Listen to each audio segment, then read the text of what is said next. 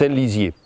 Si je vous parle, si je fais un peu le latiniste comme ça, si je vous parle des Gallo-Romains, c'est qu'ils ont laissé des traces très probantes, très visibles ici à Saint-Lizier, notamment les remparts que l'on voit là, qui sont extraordinaires. 700 mètres de remparts, quasiment parfaitement conservés, ce qui est excessivement rare.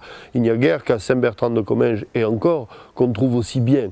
C'est donc un vestige extraordinaire, mais ça n'est pas forcément de ces vestiges gallo-romains dont on parlera le plus quand on est à Saint-Lizier, mais bien du patrimoine lié à l'art roman. Nous sommes ici dans une ville épiscopale, comme le démontre Notre-Dame de la Cède, qui est tout là-haut, Notre-Dame de la Cède, Notre-Dame du Siège, le siège de l'épiscopat, qui va être évidemment donc la cathédrale de Saint-Lizier.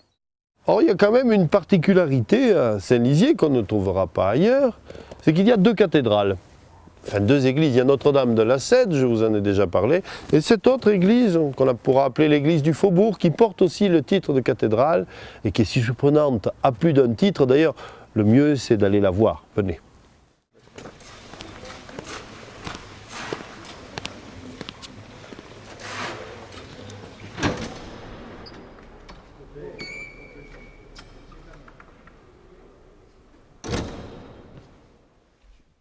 À contempler les trésors de cette cathédrale de Saint-Lizier, on en vient à se demander lequel aborder en premier. Peut-être le cloître, ce puits de lumière propice à la méditation et à la prière.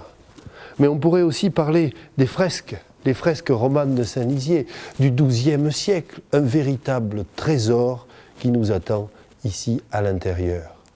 Saint-Lizier, sur cette route de l'art roman, sur cette route du souvenir du Moyen-Âge, est une étape absolument incontournable, exceptionnelle.